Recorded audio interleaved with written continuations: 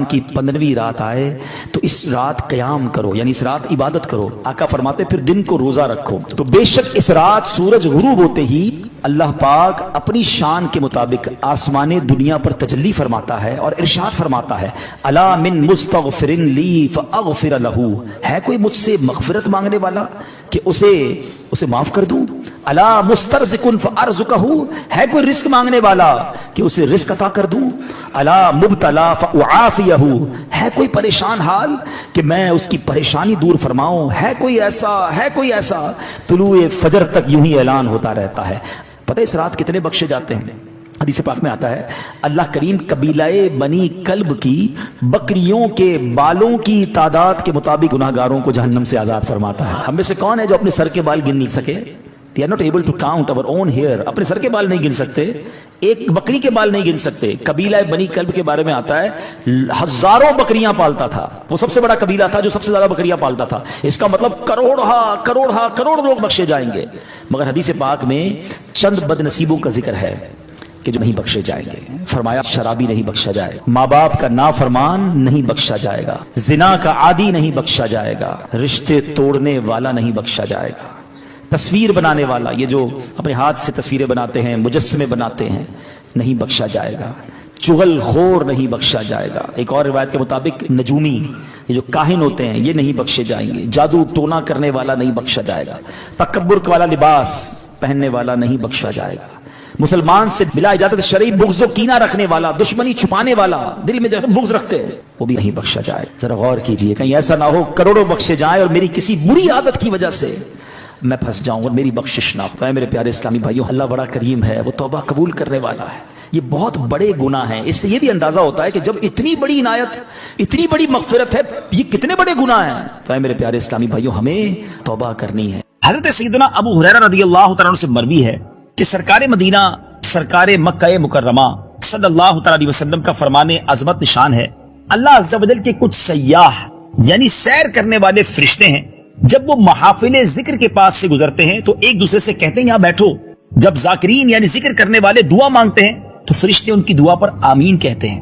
جب وہ نبی علیہ الصلوۃ والسلام پر درود بھیجتے ہیں تو وہ فرشتے بھی ان کے ساتھ مل کر درود بھیجتے ہیں، حتیٰ کہ وہ منتشر ہو جاتے ہیں۔ پھر فرشتے ایک دوسرے کو کہتے ہیں کہ ان خوش نصیبوں کے لیے خوشخبری ہے کہ وہ مغفرت کے ساتھ واپس جا رہے ہیں۔ سبحان اللہ، سبحان اللہ۔ اس حدیث سے کیا سیکھنے کو ملا ناظرین؟ کہ جن محافل میں اللہ اور اس کے رسول کا ذکر ہوتا ہے، اللہ کے ذکر کے ساتھ ساتھ نبی پاک پر درود و سلام پڑھا جاتا ہے، وہ نشستیں، وہ محفلیں، وہ حلقے مغفرت کے حلقے ہیں، وہ مغفرت کی گیدرنگز ہیں۔ اللہ کرے کہ ہم ایسی جگہوں پر جائیں جہاں اللہ اور اس کے رسول کا ذکر ہوتا ہو، جب دوست مل کر بیٹھیں تو ذکر اللہ کچھ کریں، اللہ کے حبیب علیہ الصلوۃ والسلام پر درود بھیجیں اور یہ برکتیں حاصل کریں۔ اور ایک اور بات سیکھنے کو ملی ناظرین کہ اچھے بندوں کی صحبت بھی بڑی اچھی ہوتی ہے، اللہ کے نیک بندوں کے ساتھ بیٹھنا مغفرت کا سبب بن جاتا ہے۔ پنجابی شاعر بڑی پیاری بات لکھتے ہیں نا، مجھے اور آپ کو اپنی گیدرنگز چیک کرنی ہے، اپنا فرینڈ سرکل چیک کرنا ہے کہ ہمارا اٹھنا بیٹھنا کن لوگوں میں ہے۔ وہ کہتے ہیں بھلے بدے دی صحبت یاروں، جویں دکان اتاراں، سودا بھاوے ملے نہ لئیے کھلے آن ہزاراں۔ وہ کہتے ہیں کہ اچھے بندے کی جو صحبت ہے نا، وہ عطر والے کی دکان کی طرح ہے، پرفیوم شاپ کی طرح ہے۔ آپ پیسوں سے عطر خریدیں نہ خریدیں، خوشبو پھر بھی آ جاتی ہے، سیمپل پھر بھی لگا دیا جاتا ہے، یعنی بینیفٹ ہی ہوتا ہے نیک لوگوں کی صحبت میں بیٹھنے کا۔ لیکن جو لوگ برے لوگوں کے ساتھ بیٹھتے ہیں، ادھر اگلا پارٹ سنیے، وہ شاعر لکھتے ہیں برے بندے دی صحبت یاروں، جویں دکان لوہاراں، کپڑے پاویں کچھ کچھ پئیے چنگا پین ہزاراں۔ وہ کہتے ہیں کہ جو برے لوگ ہوتے ہیں نا، اللہ کے نافرمان ہوتے ہیں، ان کی صحبت ایسی ہے، ان کا قریب جانا ایسا ہے جیسے آپ لوہار کی دکان پہ چلے جائیں۔ کپڑے کتنے ہی بچا لیں، لوہار کی دکان پر چنگاریاں اڑتی ہیں اور وہ کپڑوں میں سوراخ کر ہی دیتی ہیں۔ جو لوگ کہتے ہیں نا میں دوستوں کے ساتھ بیٹھتا ہوں، میں شراب نہیں پیتا، وہ پیتے ہیں، میں جوا نہیں کھیلتا، بس دوست کھیلتے ہیں، میں تو کمپنی دیتا ہوں۔ نہیں ناظرین، ہمیں ایسے لوگوں کے ساتھ نہیں بیٹھنا جو اللہ کی نافرمانی کرتے ہیں۔ ہمیں ان جگہوں پر جانا ہے کہ جہاں جانے سے مغفرت کی خیرات مل جائے، ان نیک لوگوں پر رحمتیں برسے اور اس کا حصہ ہمیں مل جائے۔ تو یہ حدیث کا پیغام بھی آپ کو دینا تھا، اور اب چلتے ہیں پیغام قرآن کی۔ آج کا جو ٹاپک ہے وہ بڑا ہی نرالا ہے اور بڑا ہی انوکھا ہے، قبولیت دعا کا مقام۔ وہ کون سا مقام تھا کہ جہاں پر اللہ کے نبی کی دعا قبول ہوئی؟ سبحان اللہ۔ اسلامی تاریخ کا ایک ایسا کردار حضرت عیسیٰ علیہ الصلوۃ والسلام کی والدہ حضرت مریم رضی اللہ تعالی عنہا کا ہے کہ جب ان کے حالات زندگی پڑھتے ہیں عقل حیران ہو جاتی ہے۔ آئیے کچھ امیزنگ معلومات آج کے پروگرام میں آپ کو دینے کی کوشش کرتے ہیں۔ حضرت عیسیٰ علیہ الصلوۃ والسلام کی والدہ ماجدہ حضرت مریم رضی اللہ تعالی عنہا کے والد کا نام عمران اور ماں کا نام حنا تھا۔ جب بی بی مریم اپنی ماں کے شکم میں تھی، پیٹ میں تھی، اس وقت ان کی ماں نے یہ منت مان لی تھی کہ جو بچہ پیدا ہوگا اس کو بیت المقدس کی خدمت کے لیے آزاد کر دوں گی۔ چنانچہ جب حضرت مریم پیدا ہوئی تو ان کی والدہ ان کو بیت المقدس لے کر گئیں۔ اس وقت بیت المقدس کے تمام عالموں اور عابدوں کے امام حضرت زکریا علیہ السلام تھے، جو حضرت مریم کے خالو بھی تھے۔ حضرت زکریا نے حضرت مریم رضی اللہ تعالیٰ عنہ کو اپنی کفالت میں، اپنی پرورش میں لے لیا اور بیت المقدس کی بالائی منزل میں تمام منزلوں سے الگ ایک محراب بنا کر حضرت مریم کو اس محراب میں ٹھہرایا۔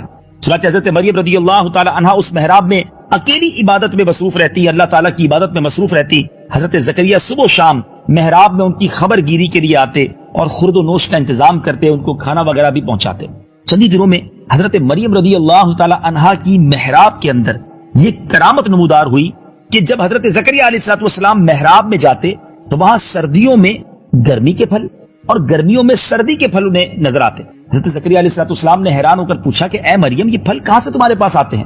تو حضرت مریم یہ جواب دیتی کہ یہ پھل اللہ کی طرف سے آتے ہیں اور اللہ جس کو چاہتا ہے بلا حساب روزی دیتا ہے۔ حضرت زکریا علیہ السلام کو اللہ عز و جل نے نبوت کے شرف سے نوازا تھا، مگر ان کی کوئی اولاد نہیں تھی اور وہ بالکل ضعیف ہو چکے تھے۔ برسوں سے ان کے دل میں فرزند کی، بیٹے کی تمنا تھی۔ بار بار انہوں نے گر گڑا کر اللہ تبارک و تعالیٰ سے اولاد نرینہ کے لیے دعا بھی مانگی تھی، مگر خدا کی شان بے نیازی کہ ابھی تک انہیں اولاد نصیب نہ ہوئی تھی۔ جب انہوں نے حضرت مریم رضی اللہ تعالی عنہا کی محراب میں یہ کرامت دیکھی کہ اس جگہ بے موسم کا پھل آ جاتا ہے، تو ان کے دل میں یہ خیال آیا کہ میری عمر بھی اب اتنی ضعیفی والی ہو چکی ہے کہ اب میرے یہاں اولاد کے پھل کا موسم تو ختم ہو گیا ہے، مگر میرا رب جب چاہے اپنی قدرت کا نظارہ دکھا سکتا ہے۔ تو حضرت مریم رضی اللہ تعالی عنہا کی محراب میں انہوں نے دعا مانگی، اللہ سے پھر اولاد کی دعا مانگی اور اللہ تعالیٰ نے آپ کی دعا قبول کر لی اور بڑھاپے میں آپ کو فرزند عطا کیا، جس کا نام خود اللہ عز و جل نے یحییٰ رکھا، اور اللہ تعالیٰ نے ان کو بھی نبوت کا شرف عطا فرمایا۔ سبحان اللہ، سبحان اللہ۔ ناظرین، کیا کمال کی بات ہے۔ اب آئیے اس خوبصورت واقعے کو رب عز و جل نے قرآن پاک میں خود کیسے بیان فرمایا ہے، قرآن پاک کی تلاوت سنتے ہیں، اس کا ترجمہ سنتے ہیں اور پھر بات کو آگے لے کے چلتے ہیں۔ یہ واقعہ قرآن پاک میں تیسرے پارے سورہ آل عمران آیت نمبر 37 سے لے کر 39 میں موجود ہے۔ تو اسے اس کے رب نے اچھی طرح قبول کیا اور اسے اچھا پروان چڑھایا اور اسے زکریا کی نگہبانی میں دیا۔ جب زکریا اس کے پاس اس کی نماز پڑھنے کی جگہ جاتے، اس کے پاس نیا رزق پاتے۔ کہا اے مریم، یہ تیرے پاس کہاں سے آیا؟ بولی وہ اللہ کے پاس سے ہے، بے شک اللہ جسے چاہے بے گنتی دے۔ یہاں پکارا زکریا اپنے رب کو، بولا اے رب میرے، مجھے اپنے پاس سے دے ستھری اولاد، بے شک تو ہی ہے دعا سننے والا۔ تو فرشتوں نے اسے آواز دی اور وہ اپنی نماز کی جگہ کھڑا نماز پڑھ رہا تھا۔ بے شک اللہ آپ کو مژدہ دیتا ہے یحییٰ کا، جو اللہ کی طرف کے ایک کلمہ کی تصدیق کرے گا، اور سردار اور ہمیشہ کے لیے عورتوں سے بچنے والا اور نبی ہمارے خاصوں میں سے۔ جی ناظرین، کمال کا واقعہ ہے۔ حضرت زکریا علیہ السلام کی دعا کس انداز سے رب نے قبول کی، بیٹا دیا تو وہ بھی کیسا دیا، اور اسے نبوت کا شرف بھی عطا کیا۔ اس خوبصورت واقعے سے مجھے اور آپ کو آج کیا سیکھنا ہے؟ پہلی بات جو علماء نے لکھی کہ اس واقعے سے کیا معلوم ہوا کہ حضرت مریم رضی اللہ تعالی عنہا صاحب کرامت اور مرتبہ ولایت پر فائز ہیں، کیونکہ خدا کی طرف سے ان کی محراب میں پھل آتے تھے، اور وہ بھی جاڑوں کے، یعنی سردیوں کے موسم میں گرمیوں کے پھل، گرمیوں کے موسم میں سردیوں کے پھل۔ یہ ان کی ایک عظیم و شان کرامت ہے جو ان کی ولایت کی شاہد ہے۔ اور یہاں ایک اور بات بڑی کیٹیگوریکلی کلیئر ہو جاتی ہے کہ اللہ کے ولیوں کی کرامت کا ثبوت تو قرآن سے موجود ہے۔ حضرت مریم نبی تو نہیں تھی نا، وہ تو ولیہ تھی، نیک خاتون تھی۔ تو جب قرآن ذکر کر رہا، یہ واقعہ آپ نے سنا، قرآن میں بھی تلاوت سنی آپ نے، جب قرآن اللہ اپنے نیک بندوں کے بارے میں خود ہمیں قرآن کے ذریعے بتا رہا ہے کہ ان کی کرامتیں پاسبل ہیں، تو اگر آج کوئی کسی اللہ کے ولی کی کرامت کو بیان کرتا ہے تو اس میں کوئی کانفلکٹ نہیں ہے۔ کرامت کا ثبوت تو قرآن سے موجود ہے نا ناظرین۔ اور اسی طرح ایک اور بڑا خوبصورت واقعہ آپ نے سنا ہوگا کہ حضرت سلیمان علیہ السلام جب ملکہ بلقیس کا تخت لانا چاہتے تھے تو ملک شام سے، یعنی مصر سے، وہ بہت دور تھا، تھاؤزنڈز ہنڈریڈز مائلز دور تھا اور بہت بڑا تخت تھا، مگر قرآن کہتا ہے نا کہ آپ کے ساتھ بیٹھے ہوئے ایک ایسا شخص جس کے پاس کتاب کا علم تھا، ان کے بارے میں بتایا جاتا ہے ان کا نام آصف بن برخیہ تھا، اور انہوں نے کہا تھا کہ حضور میں آپ کے پلک جھپکنے سے پہلے وہ تخت یہاں لا سکتا ہوں، اور ایسا ہی ہوا۔ قرآن میں اس کا ذکر ہے۔ تو اب بتائیے نا کہ جب قرآن اولیاء کرام کی، اللہ تعالیٰ کے نیک بندوں کی کرامتوں کو ذکر کر رہا ہے تو پھر ہمیں کیا پرابلم ہے؟ اللہ تعالیٰ جسے چاہے جو اختیار دے. مگر اس کرامتوں کے بارے میں جو کنفیوژن پیدا ہو جاتی ہے وہ میں آج کلیئر کر دیتا ہوں. بیسیکلی اگر کوئی شخص یہ سمجھتا ہے کہ اگر اللہ کا کوئی ولی، صحابی رسول یا نبی جو اس طرح کی کرامت یا اس طرح کی کوئی مدد فرماتے ہیں وہ اپنی طرف سے فرماتے ہیں تو یقیناً یہ شرک ہے. لیکن اگر کوئی یہ سمجھتا ہے کہ اللہ کی عطا سے، اللہ کی مہربانی سے اللہ تعالیٰ انہیں کچھ عطا فرماتا ہے یہ کمالات، اور وہ اس طرح کی کرامتیں دکھاتے ہیں، اللہ کی عطا ہے نا، اللہ چاہتا ہے تو یہ کرتے ہیں، تو اس میں میرا خیال ہے کوئی کنفیوژن نہیں ہونی چاہیے. اب آتے ہیں اس خوبصورت واقعے سے ایک اور سبق کیا ملا کہ اللہ تعالیٰ کہ بندے یا اللہ والیاں جہاں عبادت کریں وہ اس جگہ اس قدر مقدس ہو جاتی ہے کہ وہاں رحمت خداوندی کا نزول ہوتا ہے اور وہاں پر دعائیں قبول ہوتی ہیں. اللہ کے نبی کا یہ عمل ہمیں بتا رہا ہے کہ حضرت زکریا علیہ السلام پہلے بھی دعائیں کر چکے تھے، مگر ایگزیکٹلی اس محراب میں جا کر کیوں دعا کی کہ ان کا یہ ماننا تھا کہ جہاں اللہ کے نیک بندے عبادت کریں وہاں رحمتیں نازل ہوتی ہیں. جہاں اللہ کے نیک بندے عبادت کریں وہ جگہ دعاؤں کی قبولیت کی جگہ بن جائے، تو جہاں اللہ کے نیک بندوں کے مزارات ہوں وہاں جا کر بھی اگر رب سے مانگا جائے تو انشاءاللہ اللہ بڑا کریم، مانگنا تو رب سے ہی ہے نا، انشاءاللہ رحمتیں ہوں گی، دعائیں قبول ہو جائیں گی. تو ایسے مقامات جو مقدس مقامات ہوں، جیسے دعا کے آداب میں بھی علماء نے لکھا کہ مکہ شریف میں جا کر دعا مانگے، دعا قبول ہوگی انشاءاللہ. اور کعبے کے سامنے جائیں تو اور امپورٹنٹ ہے، اور برکت والی جگہ ہے. صفا مروہ جس کو اللہ نے اپنی نشانی قرار دیا وہ دعاؤں کی قبولیت کا مقام ہے. تو مکہ پاک اور مدینہ طیبہ تو پورا کا پورا ہی دعاؤں کی قبولیت کے مقام ہے. اور پھر وہ تمام جگہیں جن کا ذکر قرآن میں عزت کے ساتھ، احترام کے ساتھ بیان ہوا، ان جگہوں پر جا کر دعائیں مانگیں، اولیاء کرام کی قرب میں جا کر دعائیں مانگیں تو ضرور انشاءاللہ دعائیں قبول ہوں گی.